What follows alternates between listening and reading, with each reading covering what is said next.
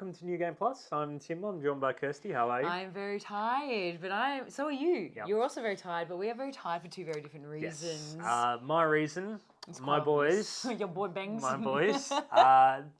First day of group stages is finished up at time of filming, and Navi US and Navi EU are both doing quite well. Yes, so this is, of course, the international, the big Dota tournament.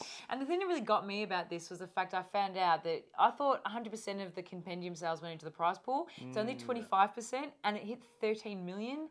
And it's like, how much money is Valve making? It's 10.5 million at the moment, but they are making so much money off these compendiums. They can swim in the money. I know, I was going to say, ridiculous. They are now the treasury Gavin of the is United just States. laying on a bed of Benjamins. It's almost enough money to cover his entire size. Like, it's incredible. Anyway, so I'm tired because, of course, we are at Computer Games Bootcamp this week as we go to film.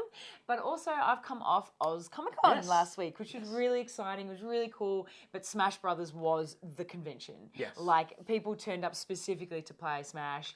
And some dude actually turned up Sunday morning with a little fold-out chair so that he could camp at the Smash Brothers. Dedication. That's dedication. It was. But you met some fans I as well. did. I did. Massive shout-outs to Travis and Andrew for coming to say hello, and everybody else who waved at us at the convention. It was good fun. But speaking of convention... Yes, E3. Obviously, that just passed, and we've been very busy in the last week, so... This whole episode is dedicated to E3, all the fun and amazing interviews. Like, we had some awesome interviews over there. So, yes. Well, which is really exciting. And so it's basically your episode. So now you can gloat, in case you didn't know, Timmy went to E3 this year. And you can you can talk about all the good... I mean, I'm very jealous. It's very exciting. So I think we should just get straight into it.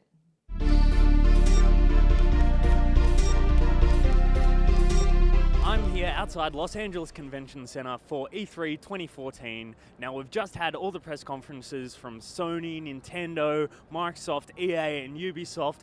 Lots of big announcements from that. But today is day one, and we finally get to go inside, have some hands-on with some fantastic games, and finally see what these big companies have been trying to show us for the last few hours and weeks. Now, I'm really keen for Witcher 3. That's going to be my game of the show, hopefully. We'll have a look at it. I'm super keen for it. There's some other big names of the show, though, like Assassin's Creed Unity, Evolve, which is coming out in October as well. Really keen to see that sort of stuff, and I'm so excited for the next 3 days.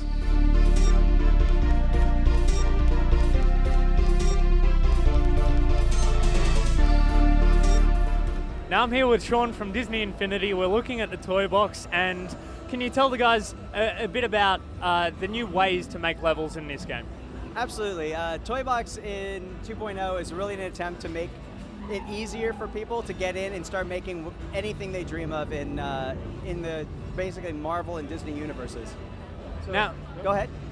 We were looking at the templates in the game. It's something for the less creative to be able to discover a bit about the game mechanics. Can you explain that a bit? Absolutely. Templates are a new thing we're adding that basically take all the components that you could have done with Infinity 1 and put them together in a way that makes logical sense, both with the objects and the logic components. And so basically we put it together for you, and then you can place it. You can start playing immediately with these new game modes like Battle Arena, or you can start exploding them, making your own levels, or even changing the logic, making it your own game entirely. Cool, and we're seeing these little discs as well that are adding game modes. Can you talk a bit about that? Absolutely. We have a new thing called Toy Box Games. Today we're talking about Battle for Asgard. And basically it is a little tower defense game. And you place the disc down in place of a playset. It doesn't have the same in-depth story that a playset does. It's a lot of just immediate fun. Yeah. And now we're seeing the procedurally generated stuff, so things like trees, cityscapes, all that sort of stuff, that can all be automatically generated now. Yeah, so there's a fair amount of time-consuming tasks, like planting a bunch of trees of varied variety to really make a city look full and real. And so now we have things like builders, where you can place Eve from WALL-E, and she'll place the flowers for you. Or you can use a creator, which will place a building or a rail, and basically like with rails, you place a start point and an end point, and it'll dynamically generate a really fun rail for you to slide down. Now, obviously, I'm not very creative. I wouldn't be able to make something very cool. but with the templates and stuff, I think I could be able to do something. But what is the craziest level you've seen being made? I think the craziest stuff that gets made is when you mix some of the Marvel stuff with some of the Disney stuff. And people get really creative with that, and that's really what it's all about. It's about dumping your toy box on the floor, playing with all your toys together. Thank you, Sean. Thanks a lot. All right, I'm here with Sam from LEGO Batman 3. Can you tell us a bit about the game? Well, for LEGO Batman 3, for the first time we're going into space. We're leaving Gotham behind. So, those who played LEGO Batman 2, at the end of that game, we had a short clip that you hear some voiceover going, "I found them," and basically we're now continuing that story in LEGO Batman 3. We are going into space to see what that is. Yeah, and there's certainly a couple of new characters in this game as well. Can you go into a bit of detail about that? Yeah, there's loads of new characters. We've got over 150 characters, playable characters. We open the doors to the DC Vault, and basically, we've picked and chosen the best that we feel we're the best. So we got players like Solomon Grundy, Killer Croc, Firefly, you name it. We probably got it. Now, LEGO games are known for their, picking up LEGO pieces and getting all the gold coins. Is there any standout game mechanics in LEGO Batman 3? Yeah, we got a couple of. So we went back and see LEGO Batman 2. We saw what we did there, and now we've gone back and we sort of changed some things we did. So, for example, we have a suit wheel that we now have, which makes the game much more fluid. So there's no going back, changing suit, coming back to where you were. You can just change it on the fly wherever you like. Is there any particular favourite character you like playing? I'm a Batman fan, so I'm going to have to say Batman. I mean, there's lots to choose from. I mean, if I said one, then everyone has their favourite, but mine is Batman. I've worked on both Batman games, so. Cool. When can we expect LEGO Batman 3? It comes out fall this year. Thank you very much. Thank you.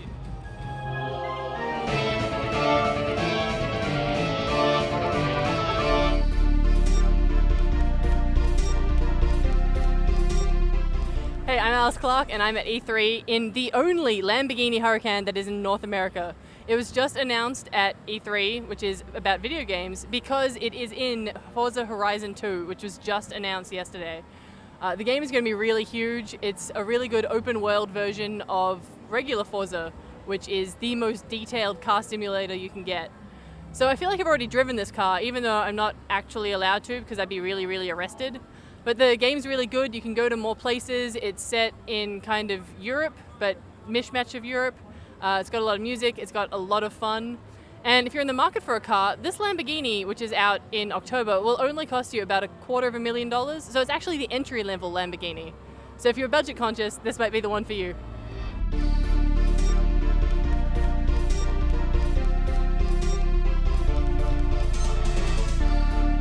So I'm here with Dan Greenwald, creative director of Turn 10 Studios and maker of these fine Forza games. How are you going? Things are going well. I mean, Forza's here. We've had a great show so far. And for me, it's about cars, games. Bring those two things together, and we've done that here at E3. Yep. And what's great is to get the fan reaction. We've had a lot of fans come through. They've been playing the Nürburgring on Forza Motorsport 5, and of course they've been playing Forza Horizon 2, which is our big new beat. Really excited about this game. So tell me about Forza Horizon 2. How does it change from Horizon? Well, Forza Horizon 2 is built from the ground up for the Xbox One. It's Yep. based on Forza Motorsport 5's graphics, physics engine. It also has Drivatar technology. Yeah. And bringing that into the open world so you can have this beautiful game at 1080p, massive open world in Southern Europe. Looks great, drives great, and Drivatar really changes what open world driving is like. Fans love the original Horizon. Yeah. Bringing it to the Xbox One is something that's really exciting. What kind of reaction have you had to Drivatar?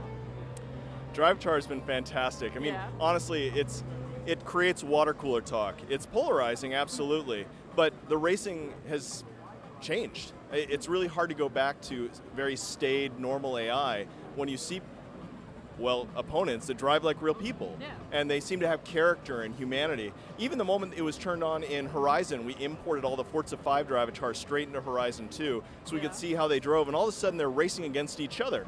They're not even racing against us, and they're driving through fields. They're just acting so human. And what that leads to is the next day, you see your friend and you're like, I beat you last night, or you ran me off the road. That sort of social talk really doesn't come along very often in racing games. No, it's really added such an extra dimension. But the other thing that really made Horizon stand out from kind of all the other racing games was Colorado and the way it had been sort of imagined in the game. Where's Horizon 2 being set? Horizon 2 is based in southern Europe, so you're looking at Nice and the Côte d'Azur and down into Amalfi in Italy. Yep. So it's basically from the foothills of the Alps down to the Mediterranean Sea. Like Colorado, it's not a road-for-road recreation. It's a mixtape of the greatest roads. So Playground sent artists on site, videotape, and actually used satellite imagery to capture amazing roads, and then stitch them together so that it was the best roads in the area. Well, kind of sounds pretty great. How have you seen kind of the franchise of Forza evolve over the years? What's your kind of take on that? Well, I think the evolution of any franchise is about the evolution of the team. Yeah. Because ultimately it's culture, it's teams that build games, and it's their passion, it's the individuals. And when we started Forza Motorsport, the original, we were a small team, didn't know what the hell we were doing, and we had to actually build up our skills, frankly. We had to figure out what we were all about. What we were incredibly passionate about cars and games, and that fire still burns very brightly. What we found in Playground is a partner that shares that cultural value. They are just incredibly passionate about cars, games, and our fans. So having two world-class teams, one in the UK, one in the United States, drawing top racing talent, it's a win for everybody. We can create new ideas, innovate more quickly, we can have great-looking games, and of course, excite our fans on a monthly basis with content updates and new games. Which is really great, and I'm sure all the fans can't wait to drive this beautiful car. It debuts in Horizon 2, doesn't it? Yes, it's the premiere of the Lamborghini Huracan. It's a very cool car. It's a replacement for the Gallardo by Lamborghini. Yeah. It's very pretty. How many players of Forza do you reckon can actually afford a car this nice? You know, this is what I love that I've been able to witness, and I'm very thankful for this. Over the last 10 years of Forza, I've witnessed the rise of gaming. So gaming's been popular. I loved gaming when I was young, but now gaming is mainstream. People that game in Forza, be it Horizon or Motorsport, are from all walks of life, different genders, different ages, different income levels. And so last E3, we had the McLaren P1 on stage, and that was $1 million+ car. We sold 2 of them. Wow. To gamers. How often would you sell a car like that twice in a week? I can't even imagine. Even in Hollywood, I think that would be very, very rare. Yeah. Wow. Awesome. That's amazing. Well, thank you so much for your time, and I hope you have a great E3. Great. Thank you.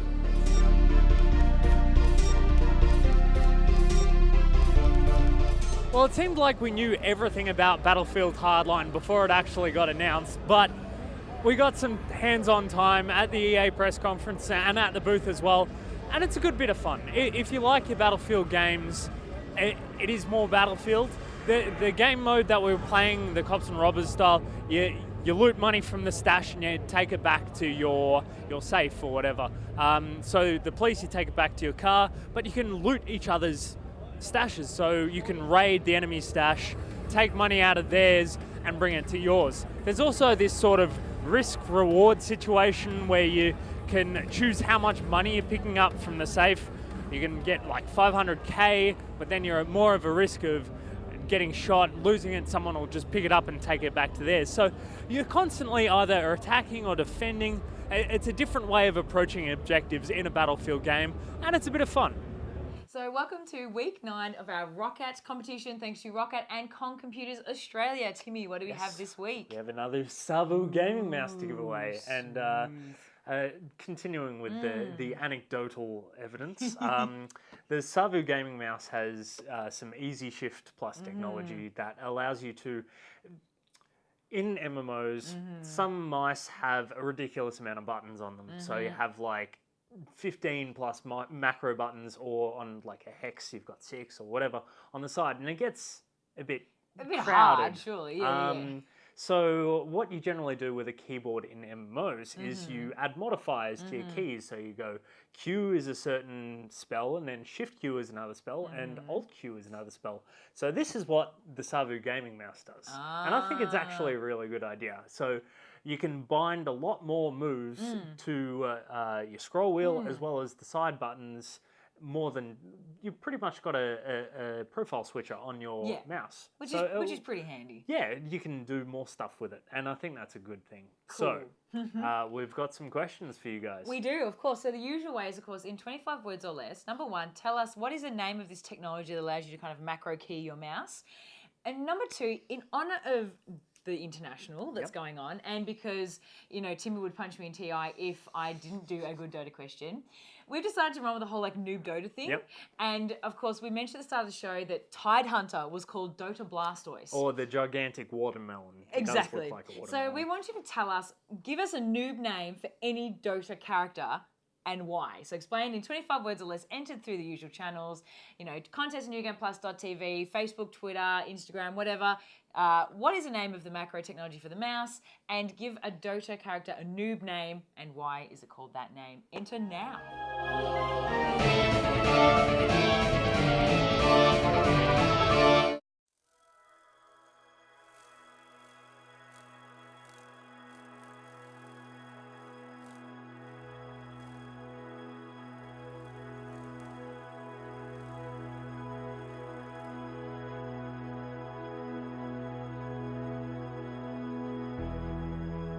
I'm slowly drifting to you.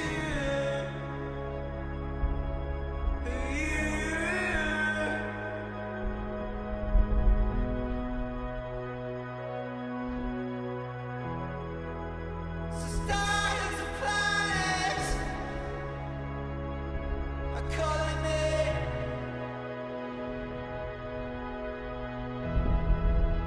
A billion years away from you.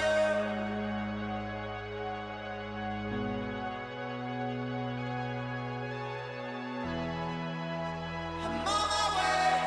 I'm on. I'm on.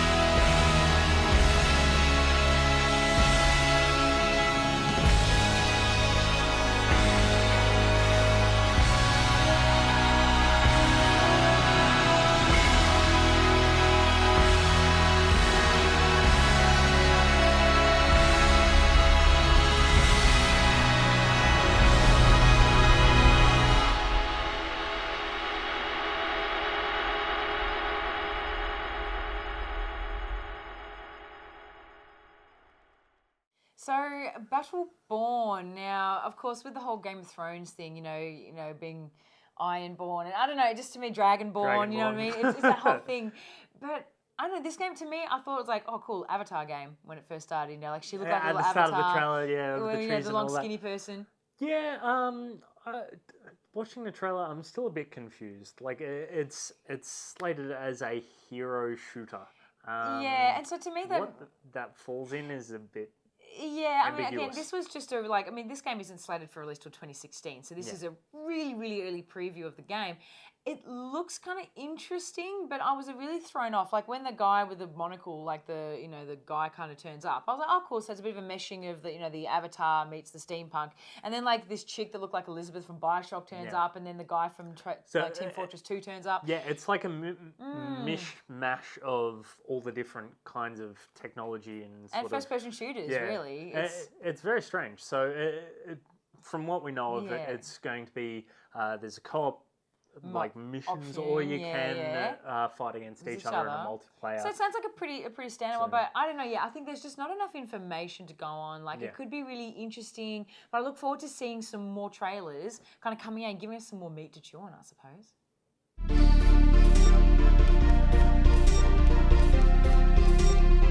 Right, I'm here with the executive producer John from Witcher. How's it going? Very well, thank you. Now, of course, this is probably my most looking forward to game of the whole show. We just had a nice long presentation. We got to see one of the quests where you go along and you have to make some difficult choices in this game. Yeah, we try to put these kinds of choices and consequences throughout the entire game. A lot of the quests have them, in fact, and if you make the wrong choice sometimes, it can have a really negative effect for you much later in the game. So it's kind of this butterfly effect we've got working in the game. So it's and that just kind of feeds into our idea of having a really non-linear experience. Without going into too much detail, it's going to be pretty much omnipresent in the whole game. Yep, so coming from Witcher 2, obviously you had a lot of choices in that game as well, whether you go Scoia'tael or with Roach or whatever. I see in the demo a lot of quests that you can actually pick up will prevent you from getting some other quests. Can you talk a bit about that? Yeah, if you sometimes if you decide not to take a quest, that can also have a consequence.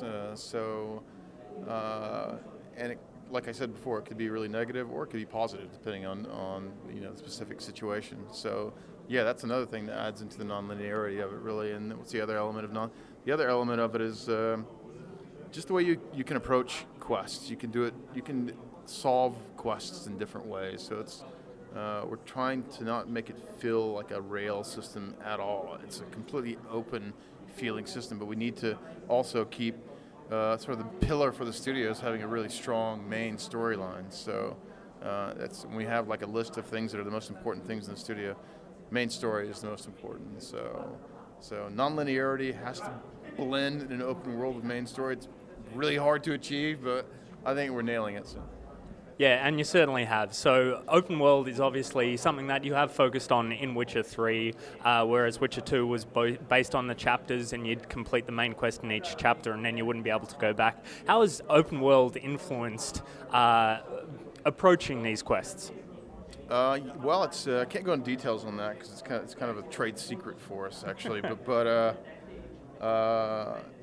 we've got in the world we've got main we call them, this is our in studio speak, main quests, we have side quests, we have monster hunting quests, and the main quests you have to play through them actually to unlock other elements of main quests. But at the same time, you can move laterally through the world, so you don't actually have to finish a path.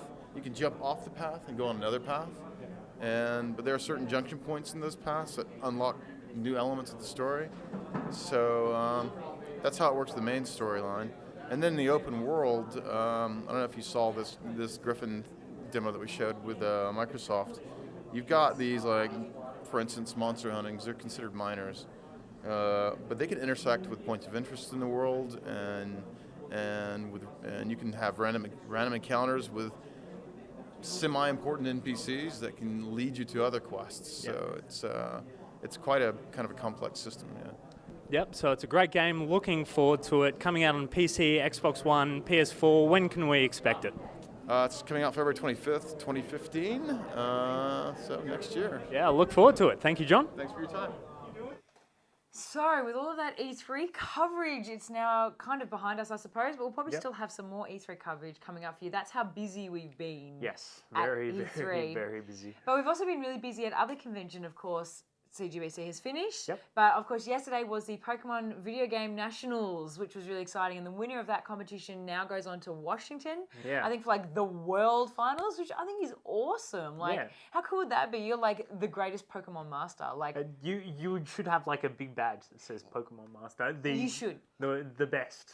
So, absolutely, because I love seeing you can actually collect all the gym badges IRL. There's somewhere that you can get them, and I really, really want all of them. All of them from all the games. Yeah. You'd have an entire shirt full of them. Yeah, so then you could walk in a march and then there's parade, after the great Pokemon tragedy of 2004, and then you got all these badges to say all these great things that you did. Yeah. I don't know, I'm running off with it because there's also a new Pokemon game in the works, Yes. so that's making everybody happy.